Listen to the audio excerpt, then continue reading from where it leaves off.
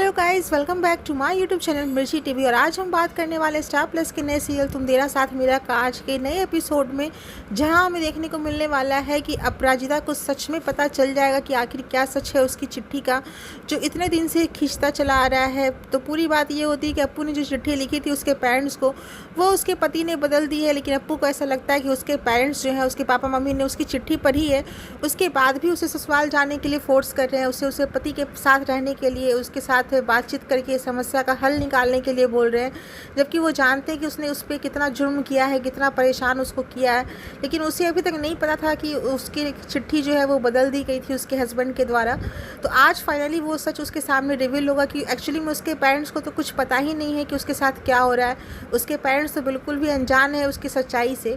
तो अपराजिता का जो हस्बैंड है वो उसके घर पहुंच गया है। जब उसे फ़ोन जाता है कि आपकी पत्नी ने लोन के लिए वापस से अप्लाई किया है, वो उसके घर पहुंच जाता है। घर जाकर वो बोलता है कि मैं अपनी पत्नी को लेने के लिए आया हूं। उसके पेरेंट्स उसको फोर्स करते हैं कि तुम अपने पति के साथ जाओ, यहाँ नहीं रह सकती हो। छोटी मोटी लड़ाई तो हर घर में होती है, तो बात से सुलझा लो, आपस में ये जो मामला है उससे में बात करो। और ये सच के बाद जो है अपराजिता बोलती है कि मैं इनके साथ नहीं जाऊँगी, आप लोगों ने चिट्ठी पढ़ी है। तब उसकी मम्मी बोलती कि हमने चिट्ठी पढ़ी है, लेकिन उसका क्या, ये छोटी मोटी चीज़ें तो होती रहती है।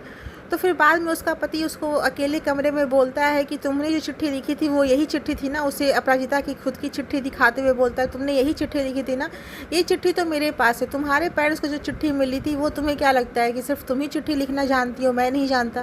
क्योंकि तुम्हारे मम्मी पापा को जो चिट्ठी मिली थी उस चिट्ठी में तो लिखा हुआ था कि मैं अब पैसों की कमी से एडजस्ट नहीं कर सकती हूँ, मुझे भी मेरे शौक़ और मौज की पूर्ति करनी है, मैं कब तक ऐसे एडजस्टमेंट में अपनी ज़िंदगी जीऊँ। जिसके बाद अपराजिता बहुत ज़्यादा गुस्सा हो जाती है, लेकिन कुछ कर नहीं पाती है और बाथरूम में जाके बंद हो जाती है।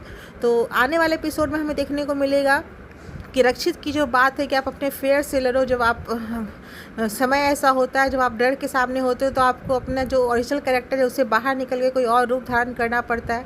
तो वो उस बात को याद करके नया रूप लेगी और बहुत ज़्यादा अपने पति से मुकाबला करेगी एंग्री मोड में आकर।